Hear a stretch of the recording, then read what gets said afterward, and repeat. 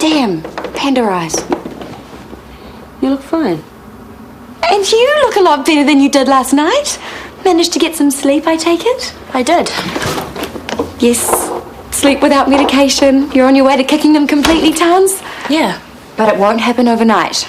Now, do you want me to call in sick, stay here and look after you? No. Are you sure? You know what'll happen if we both call in sick. Mum will be over here fussing, and I really couldn't deal with that right now. Okay, you're right. Howie really does need me at the moment. So go on then, get out of here. Okay. But you just call me if you need anything. I will, and thanks. I'm really going to do this. You really are.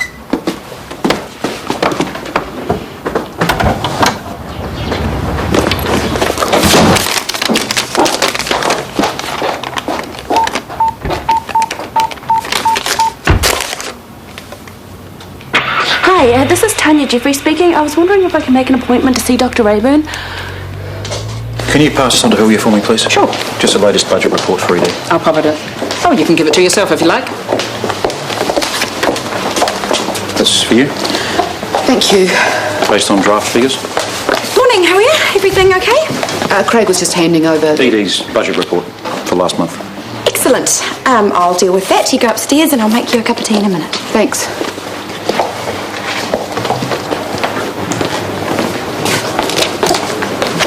What is going on there? Sorry? You could have cut the air with a knife. You are paid to work, Mother. Not so fast. How's Tanya? Excellent. Never better. Oh, well, she was sent home sick yesterday. She has a cold. Oh, so she's not excellent, never better. Depends on what you mean by excellent. What do you mean? She's going to be fine, Mother. Oh, I call her myself. No, Why not? because you can't make personal calls during work hours. Oh, do be quiet, Libby. Honestly, Mum, if you call her, you'll just wake her up and you don't want to do that. All right, I'll take her some soup at lunchtime. No, I've already organised to take some lunch home, but thank you for your concern.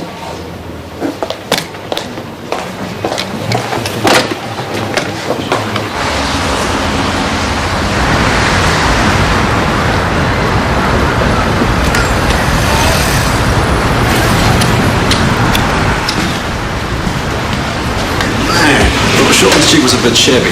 Palace compared to this, eh? If you don't think you can handle it, you should say so now. It's not an easy job. You're right, Alice. Here's a spunk. G'day, mate. G'day, mate. Holly, this is TK. Holly's an old friend of mine from way back. TK's my landlord and a doctor. Handy, because I'm gagging for one. I better get to work. Have fun. See you, mate. See you later. Actually, it's highly likely you won't be having any fun. The work's kind of grueling. Better talk me through it then. Knock, knock.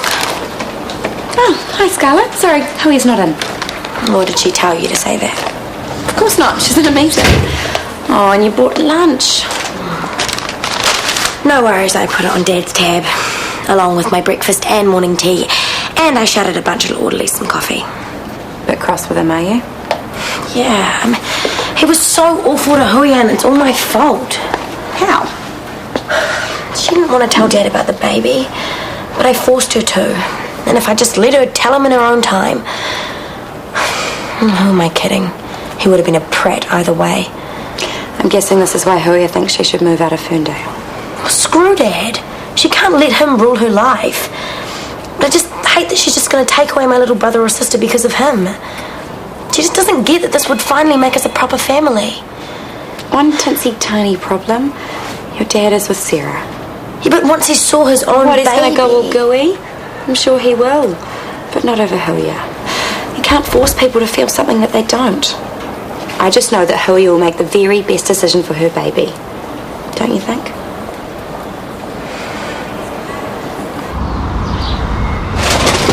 Tans! Heels on heels!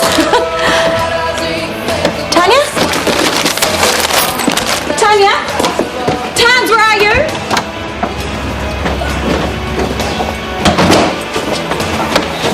Where have you been?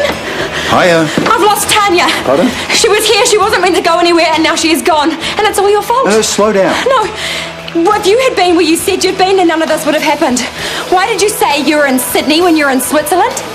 Have a nasty little rash, Libby, did you? what do you mean Tanya's gone? What's the problem? She has been taking these pills to try and relax her, only she kept taking them, and we've been trying to detox her, and then this morning she was fine, but last night she was freaking out and she was tipping her handbag Libby, everywhere. please, you're babbling. Hey, you're home. Are you alright? Of course I'm alright. Better now that you're here. Where have you been? We're out of bread. Hey, I'll make some tea and then you can tell me all about your trip.